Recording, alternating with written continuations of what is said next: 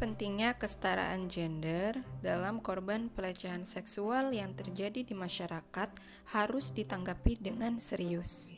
Perkenalkan, nama saya Amelia Ivana Limantra dengan NIM 2001101010005 dan kali ini saya akan menjelaskan bahasan saya. Apa itu kesetaraan gender? Kesetaraan gender merupakan salah satu hak asasi manusia yang terciptanya setara antara derajat laki-laki dan perempuan. Maksudnya, apapun yang bisa dikerjakan oleh laki-laki juga dapat dikerjakan oleh perempuan. Begitu pula sebaliknya. Perempuan yang berprestasi dan dapat menyeimbangkan antara keluarga dan karirnya sangat langka untuk ditemukan. Perempuan seringkali takut untuk berkarir karena mereka dituntut sebagai ibu rumah tangga. Dan tidak hanya itu, mereka sering juga mendapat kekerasan dari laki-laki karena mereka bergantung pada keuangan lelaki saat perempuan tidak bekerja.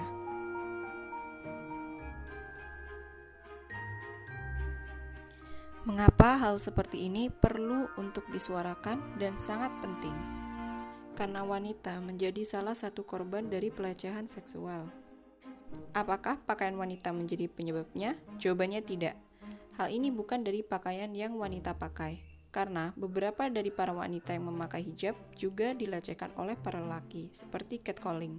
Tidak hanya catcalling, bahkan pelecehan seksual dapat dilakukan dengan cara menyentuh korban dari fisik tertentu dan menyebabkan korban merasa tidak nyaman dengan adanya perilaku tersebut.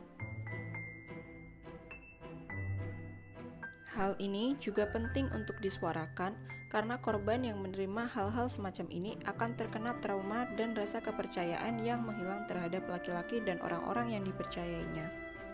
Orang-orang menganggap hal ini adalah hal sepele karena mengira sang wanita hanya mencari perhatian dan disebut berlebihan atas hal-hal yang dialaminya.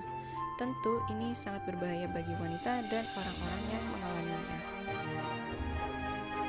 Apakah hanya wanita saja? Oh tidak, pelecehan seksual ini juga bisa dialami oleh pria. Walaupun jarang terjadi dan dianggap tabu, namun hal ini memang benar terjadi. Salah satu contoh, ada seorang lelaki yang diberikan minuman dan membuat dia tertidur. Lalu, tak lama dia bangun dengan keadaan tanpa pakaian. Hal ini tentu sangat mengejutkan karena biasanya pelecehan seksual hanya terjadi pada perempuan. Akan tetapi, karena sangat susah untuk dipercaya, terkadang sang pelaku menjadi korban dan sang korban dikira menjadi si pelaku. Apakah hal seperti ini diperlukan untuk keduanya? Jawabannya, ya, hal ini sangat perlu. Karena laki-laki dan perempuan memiliki haknya masing-masing. Wanita dan laki-laki memiliki hak yang sama untuk terlindung dari kejahatan seksual dan pelaku kejahatan seksual. Saya sangat berharap bila adanya undang-undang tentang pelecehan seksual ini segera ditetapkan. Bukan hanya ditetapkan, tapi juga diterapkan, baik non-fisik maupun secara fisik, terutama untuk wanita yang mengalaminya. Bahkan, baru-baru ini ada wanita yang sampai melakukan bunuh diri karena adanya tindak pelecehan seksual dari kekasihnya. Apa yang dapat kita lakukan untuk terhindar dari hal-hal ini? Yang pertama yaitu jangan melakukan hubungan seksual di luar pernikahan. Yang kedua, jangan terburu-buru memilih pasangan hidup. Yang ketiga, didiklah anak laki-laki mulai dari sekarang untuk menjaga omongan dan juga sikapnya. Wanita dan laki-laki juga harus menghormati satu sama lain. Yang kelima, jauhi toxic relationship dan jauhi teman-teman yang tidak baik untuk kita.